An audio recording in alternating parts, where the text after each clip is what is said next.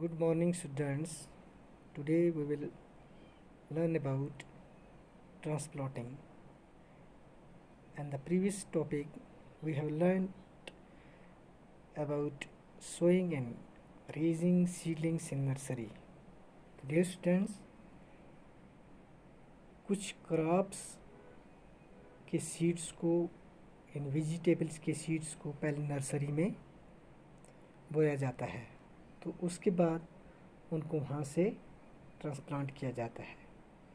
तो नर्सरी में उनकी ग्रेट केयर की जाती है ताकि उनको किसी तरह का डैमेज नुकसान ना हो। जब वो थोड़ा बड़े हो जाते हैं, तैयार हो जाते हैं, तो फिर उनको वहाँ से निकाल लिया जाता है। तो डियर स्टूडेंट, ट्रांसप्लांटिंग क्या हुआ, सीडलिंग को नर्सरी में से निकाल के मेन फील्ड्स में लगाने के अमल को ट्रांसप्लांटिंग कहते हैं। The practice of taking the seedlings from the nursery to the main field is known as transplanting. जैसा कि पिक्चर में दिखाया गया है कि पैडी जो है उसके सीड्स को पहले नर्सरी में लगाया जाता है, तो वहाँ नर्सरी में जब वो थोड़े बड़े हो जाते हैं, तैयार हो जाते हैं, तो उसके बाद उनको वहाँ से निकाला जाता है और मेन फील्ड में लगाया जाता है। डियर स्टूडेंट्स, वहाँ से नर्सरी से निकाल के मेन फील्ड में लगाने से पहले क्या किया जाता है, उन मेन फील्ड्स को अच्छी तरह से हल से जोता जाता है। प्लोइंग प्रोसेस जो है वो अप्लाइड किया जाता है। उसके बाद उसमें मैनर्स मींस फर्टिलाइज़र्स, खाद वगैरह उसमें डाले जाते हैं। वो ऐसा करने के बाद फिर सीडलिंग्स को मेन फील्ड में लगाया जाता है। और ऐसा इसलिए किया जाता है क्योंकि ट्रांसप्लांटिंग्स जो है इससे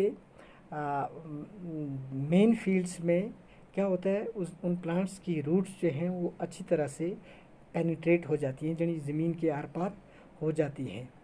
तो और उसके शूट्स जो हैं वो भी अच्छी तरह से डेवलप होते हैं। तो ये ट्रांसप्लांटिंग जो है ये क्रॉप्स के बगैर ये उसके अलावा ये वेजिटेबल्स में भी ये वाला अमल लाया जाता है। वेजिटेबल्स के सीड्स को भी पहले नर्सरी में उगाया जाता है और वहाँ से निकाल के ट्रांसप्लांट करके दूसरे वेजिटेबल्स पेड्स जो होते हैं, क्यारियाँ जो होती हैं, उनमें उनको लगाया जाता है। तो डियर स्टूडेंट्स, उसके लगाने के बाद इनकी कैसे लगाया जाता है, ड्यूरिंग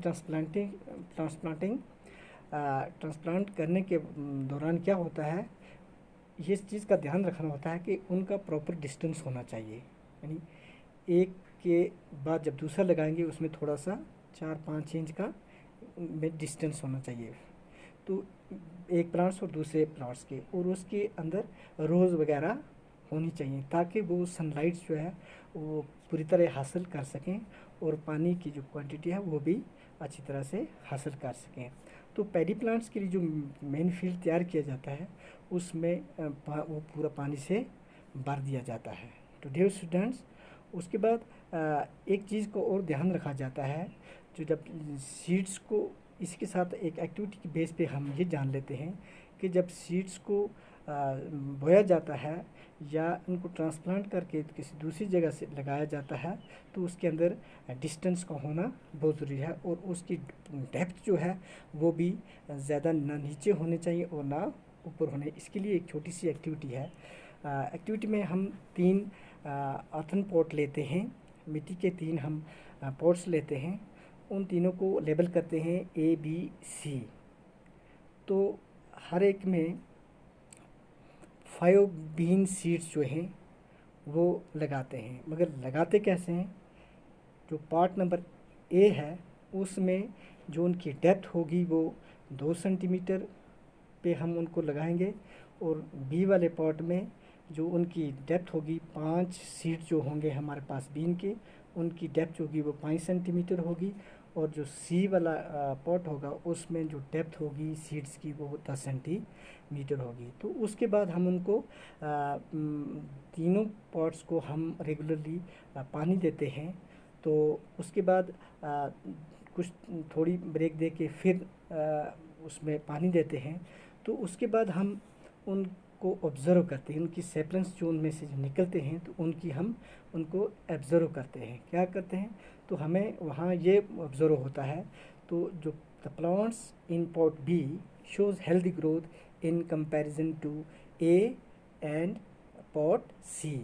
बी वाला जो पॉट है उसमें जो ग्रोथ है उन सेपलिंग की, उन सीड्स की, वो बेटर है, बढ़िया है।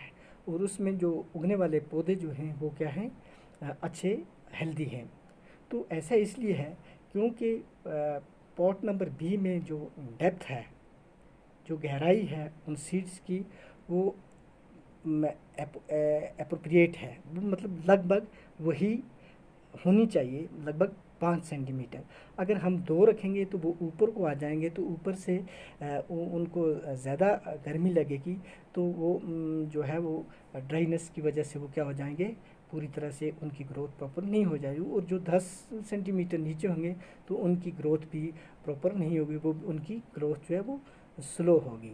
तो इससे हमें ये पता चला, इस activity, this shows that the seed germinate more easily when they are sown at a proper depth. और इससे हमें ये मालूम हुआ कि सीड्स की जो, जब हम उनको सो करते हैं, जब उनको ज़मीन के अंदर हम बोते हैं, तो उनकी डेप्थ जो है वो क्या होनी चाहिए, प्रॉपर सही होनी चाहिए, ना वो ज़्यादा नीचे होने चाहिए और ना वो ज़्यादा ऊपर होने चाहिए। तो डियर स्टूडेंट्स, आज के लिए इतना ही।